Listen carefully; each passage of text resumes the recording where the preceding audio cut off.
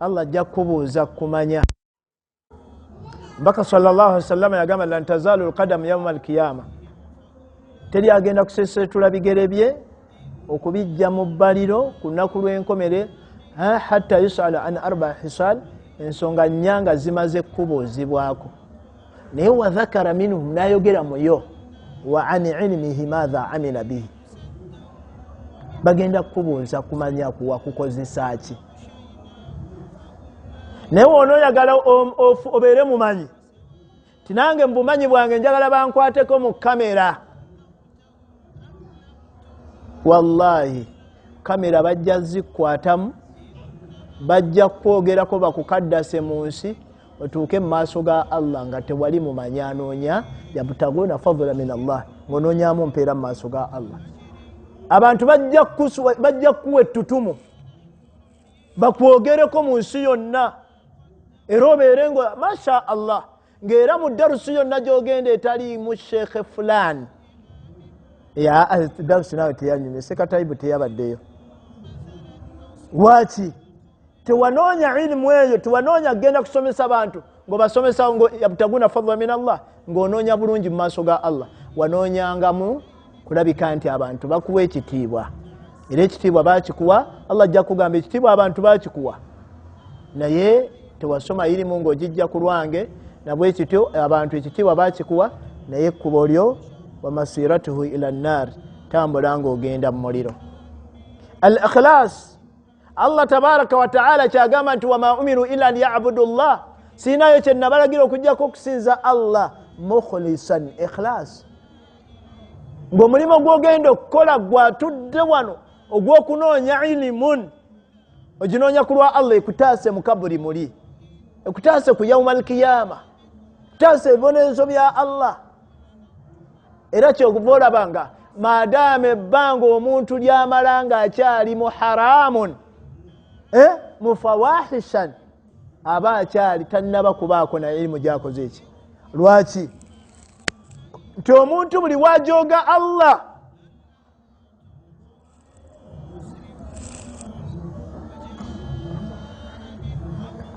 ani asobola okukajjako awo?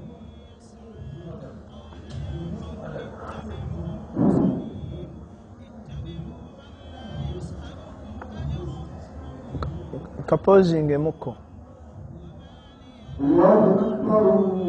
nda ya hijja, wallahi twajonoona. Baada ya hijja abantu bagiteekamu riya, be batwala n'abatwala tugirongose. Esswala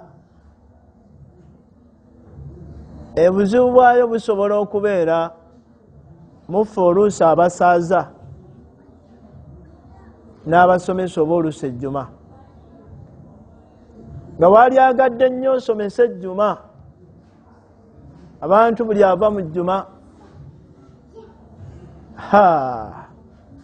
musomo waguulidde otya, gwabadde gutya, gwavuddeyo, gwavuddeyo, seka oli wa mulembe nnyo.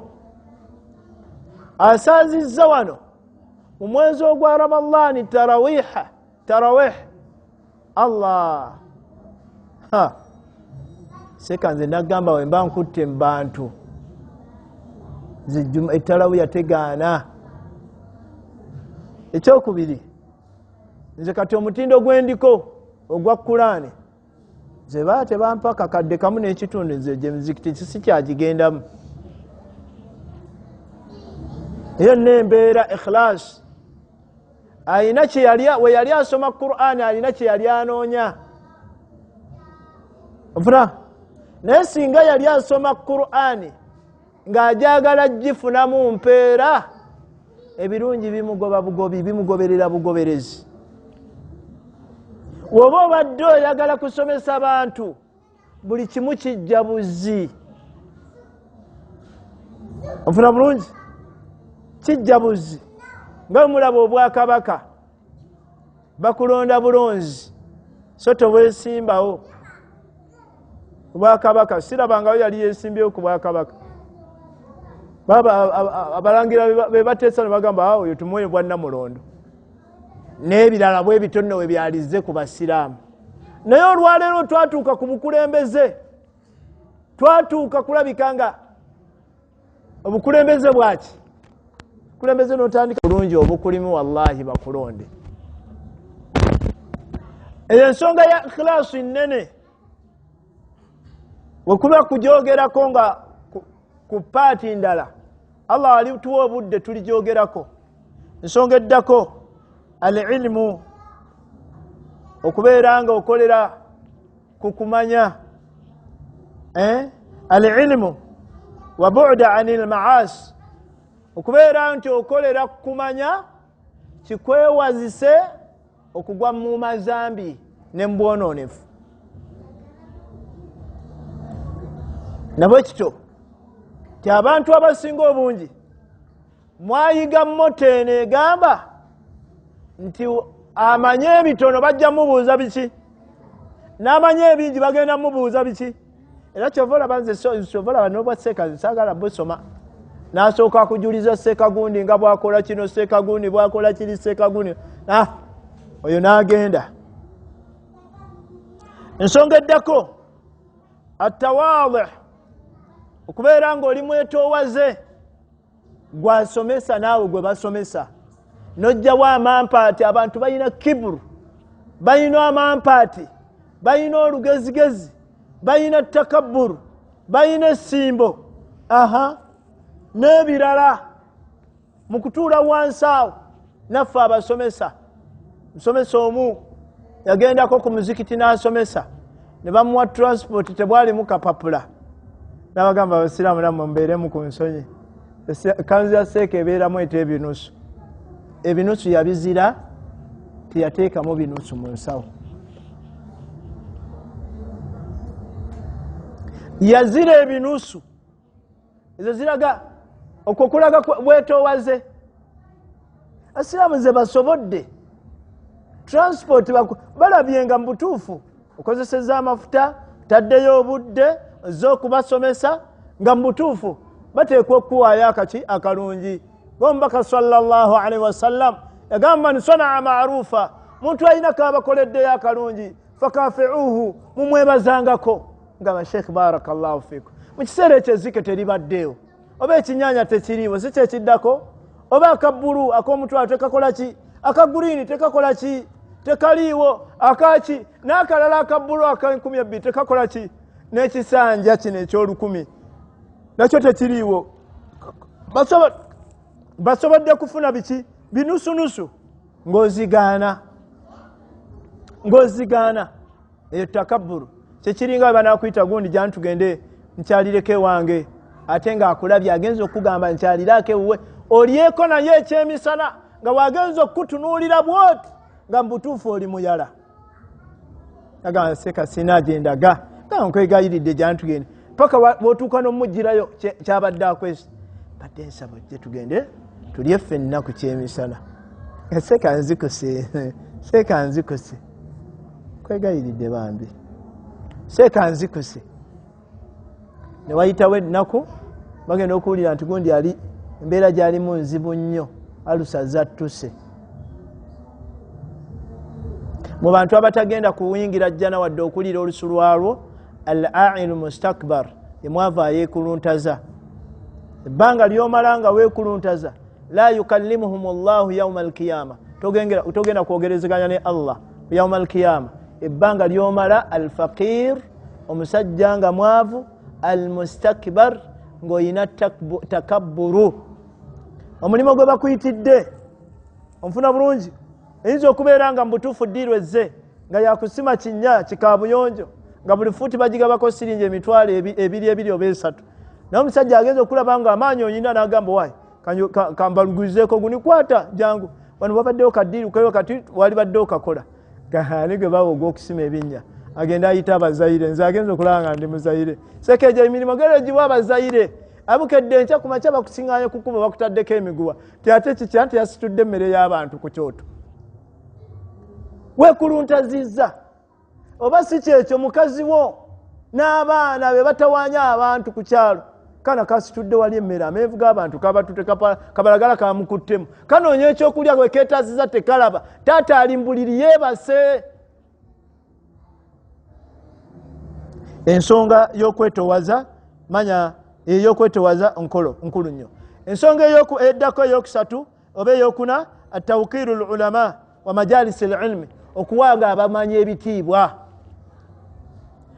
Muwe ku bamanyi ebitiibwa mwe abatali baawano malabyemu empisa balabyemu obuntu balamu balabyemu obukakkamu nabagamba olina masi gy'otuukamu nga wallahi tebalina mpisa nga waba watandise bwoti kusomesa oli atandika naye kwongereza ku musomo gwo oba okyaliwo noono nga awamaseeka kyoyogedde n'ekirabo ekyo ogenda okulaba ng'omusomo baguwambye ng'empisa zaabula tebalina mpisa mu kamwa newankubadde kwogera ne wallahi sheekhe ebale kuteekateeka abasiraamu bano wallahi mwebali kuba na mpisa. Atawkiru lulama okubeera nga muwa abamanyi ebitiibwa wa majalisi lilmi n'okutuula mu bifo by'abamanyi mutuuleko mu basheekhe bashuyukhu bategeere nti ku lw'omukaaga kaŋŋendeko nakasero nsome waliwo darusu egenda okubeera kadha wa kadha egenda kubeera mu kifo bwe kiti otangenda osomeko. Nabbi sallallahu alaihi wasallam yagamba man salaka tariqa yaltamisu fi ilma teri alikwata kkubo ng'alinoonyaamu kumanya sahala Allahu lahu tariqa ila aljanna kujjako Allah agenda kukwanguyiza ekkubo erikutwala mu jjana. Ebbanga ly'omala newankubadde emyaka gyo gisobola okuba nga tugikayanira nze ne muzeeyi nkusinga obwaka nedda nze nkusinga muzeeyi nkusinga nedda nze muzeeyi nkusinga nedda nze nsinga tuli awo tukayagana naye ebbanga lyamalanga muzeeyi atudde wansi ali ku alif ba'u ta'u tha'u jim ha'u kha'u nga bw'atyo bw'ali n'afa ng'afiiridde mu kilaasi yakunoonya kumanya sahala Allahu lahu tariqa ila aljanna Allah agenda mwanguyiza ekkubo erimutwala mu jjana. Naye abasinga obungi tumanyi nti twakula okusoma tetukakatako. Mutunulye ku basajja abaatusooka basajja bakulu Abubakari Siddiq radiyallahu anhu obusiraamu bwagenda okujja Abubakari Siddiq nga musajja akuze ali myaka 5 n'omusobyo naye Abubakari Siddiq yatuuka okuva mu nsi nga y'omu ku basajja abakutte Qur'an. Naye olwaleero gwe owezezza emyaka 35 okugamba okutuula sekaze ebiseera by'okusoma nze nkyabirina nabirekera bali baana era kyovulaba mwana wange omulala namuteeka eri nasoma n'oli nasoma okumanya kw'omwana kugenda kutaasa ye n'okumanya kwo kugenda kutaasa gwe. Man amila salihan ayan Allah agamba omuntu yenna akola omulimu nga mutuufu min dhakari ng'agukoze ng'oli musajja awil unusa oba oli mukazi huwa almu'minu gwe mukkiriza falanuhiyannahum hayatan tayyiba ngenda kuddiza obulamu obulungi obeere wanjawulo. Idhan bategeeza nga sitegeeza gwe wabula nsaanidde kutegeeza muntu ono andimu tikinkakatako nange okweyongera okumanya ngamba naawe okumanya tekuggwayo waggulu w'omumanyi waliwo omumanyi akulembedde okumanya kwonna ya Allahu tabaraka wa taala. Tubeegayiridde obusiraamu bwakuteeka mu nkola so tetumala gagoberera bugoberezi gundi namulabye namusinga azze wano muzikiti asaddera akameka okuva seeka yatandise okusomesa wano yakasala alaka tetuzimanyi musajja oyo alina imaani tumubuuza yakikola nga akijja kwani asala akimanyi nti weyawulira nti waliyo webasomesa ku bulungi bwa sujida eno nti omuntu yenna avudde mu nsi nga ekyenyi ekivunnamidde Allah tekigenda kutuukako muliro alina okumeera sujida woba omanya sujida n'abeera ku ekyo naga nange njagala nsaale nnyo nfune sujida nange nsaale nnyo nfune sujida nange nsaale nnyo kati no babaleetedde kapeti ino abanaamera sujida muyinza okulwawo abanaamera sujida muyinza okukola ki muyinza okulwawo kati bw'obanga obadde kijja okukuleeta muzikiti kumera sujida kati akakodyo kakoze eki kayinza okuba kajja kulwawo. Ensonga eddako biidhnihi tabaraka wa taala egamba nti asaburu ala talibu lilm okubeera nga mwana wattu ogumiikiriza mu kunoonya okumanya bannaye mulage nnyo obugumiikiriza, mukkirize ensonga zino kanziyiteko buyisi omulundi ogujja tubeere nga tusoma ebirala sigenda zirwako insha Allah. Ensonga ey'okulaga obugumiikiriza, ebyokulabirako byali badde bingi nnyo, naye ensonga eddako atanafusu ala talibu alilmi, okola okuvuganya mu kunoonya okumanya. Nojja wano n'osiŋŋaana n'olaba sheekhe ng'asoma bulungi Qur'an n'ogamba seeka asomye bulungi Qur'an, nange mbutuufu enkya ŋŋenda kusoma nga ye. N'oddayo ewaka n'ogula n'obeera nga ebiseera ebisinga gwe owuliriza buwulizi Qur'an abasinga okusoma obulungi, n'obeegomba n'obateeka ku gundi zammwe, n'otandika okumuyeeyeza amakhariji ne sifaat, agenda okudda wano nga wallahi Qur'an gy'osoma nga yeeyo. Ogenda okulaba nga n'otegeera nti sheekh abadde alina juzu meka, talina ejjuzu emu, kamufubeko mukwate. Ogenda okulaba omuyisizza n'omalako Qur'an nga ekikututte kuluubirira atanafusu ala alilmi. Naye ku mulembe gwaffe guno gw'abantu tuvuganya n'amazambi. Gundi bamukutte ki nti yakutte abaana abato babiri ntya ate kati ono omusiraamu bamuleese mu kooti yasazeeko omukazi omutwe. Agundi bamukutte ki anti mugundi bamukutte nti yasindikidde abantu ebiteega, ate ono bamukutte ki gwakubba ddaka abo basiraamu. Gundi olwaleero abantu sookawo abalongoofu bavuganyanga mu kukola birungi, naye ffe ab'omulembe guno tuvuganya mu kukola bibi. Obwo busoso midiya buno bwe tuliriko obwaleero, n'agamba nti ani agenda okutwala nti kaani kamuzaata, nti kaani kagundi kamunyagwa, kaani kamuzaata, kaani kamunyagwa. Ebyali badde tisi birungi nakubeera nti olwayo tubireeta. Bannange tuvuganye mu kukola ebirungi, tulekeraawo okuvuganya mu kukola ebikyamu. Allah bye yayogerako mu Qur'ani n'agamba falyatanafasi almutanafisun, mwali badde muvuganya mu kukola ebirungi. Naye tusooka otunuulireko, ntandika mu kubeera mu gurupu zammwe, tigundi golaba oyo ti olinayo obwana bumeka, ti kati nakaweza abwana 30, naye nze gola nze sizannya buli kaana kolabaawo kaana kaliko maama waako bakuwaane onfuna bulungi. Oli najja n'akugamba nti owaaye nti kiki, tinyina ebyapa 40 nti byonna wabigulawa, nti bali baffere naffere abanga baffere byapa nabakubanga bukubi ku mutwe. Eyo yembeera. Ensonga eddako egamba nti asidiqu wal amaana, seeka sigenda zimalayo budde bulabika bunkutte. Asidiqu okubeera ab'amazima, wal amaanatun n'okubeera abeesimbu. Ensonga zonna tuziteekemu amazima. Allah gye yayogerako n'agamba watawasaw bilhaq, mwali badde abantu mubeera nga mwawukana nga mundi nkulamira okubeera n'amazima, naye watawasaw bisabr, ate beera mugumiikiriza. Amazima gagumiikirizeko togavaako. Allah subhanahu wa ta'ala kyagamba ya ayo alladhina, agamba isbir, ngisazeko aya esemberayo ddala mu surati Imran. Isbir, mubeere abagumiikiriza, waswabiru, ate mugumiikirize, warabitu, munywere mwesibe, wattaqullah, musigale ate mukutya Allahu tabaraka wa ta'ala. Nabwe kito baddu ba Allah ab'ebitiibwa abali wano tubakuutira okuwangaalira ku mazima. As-sidiqun, annabi sallallahu alaihi wasallam kyabagamba nti fa alaikum bisidiq, bakuutira okubeera ku mazima. Fa inna sidiqa, buli omu n'abeera ku mazima, yahdi ila birri, kubo ligenda batwala ku birungi. Fa inna albirra, buli wonoobeera mulungi n'ebirungi, yahdi ila aljanna, kubo likutwala mu jjana. N'agamba nti wa iyyakum bilkidhb, mbekesa nnyo okubeera abalimba. Fa inna alkidhba yahdi ila alfujur, wonoobeera mulimba ojja kubeera musege, ojja kubeera muyaayu, ojja kuba mugunju, muyaaye. Olwaleero obuyaaye mubwewaaniramu. Seeka ndowooza gwoguddeko tomutegeera, tokimanyiriza ndi muyaaye.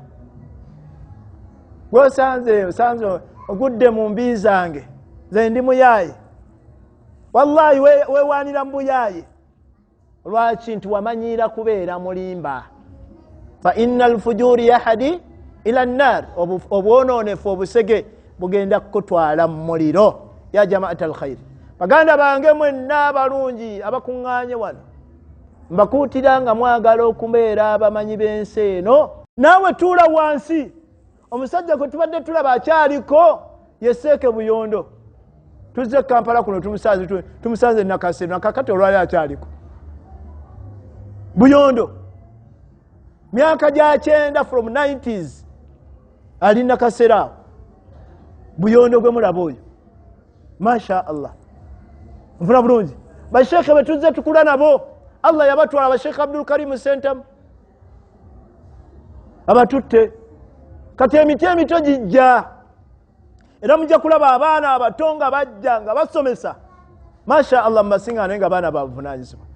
Era gye natambulako nali bayitayo wala kuba Emitiana Road Bujuuko, nasaalirawo ejjuma nga ndowooza nti ejjuma y'ebujuuko Bujuuko weyongeddeko eyo bayitawaani, nga ndowooza nti ejjuma yayo ya mu kyalo. Naye nasiŋŋaana omwana yasomesa khutuba, we nali nange nenjira bwe nti nenfuuka kataala w'omu kibuga, nenjira bwe nti ng'amasaala gasunsulako obusunsuzi ali mu kyalo. Era abantu abamu abamanyi basobola okulowooza nti mmwe be tubuulira awo temuyina kye bumanyi. Abamu mubeera mu t-shirt, mubeera oluusi nga mweyambalidde bivaavava byammwe nga mutera byogera, naye ng'oluusi mutegeera nnyo kumpi n'okusinga omuntu akutte akazindaalo.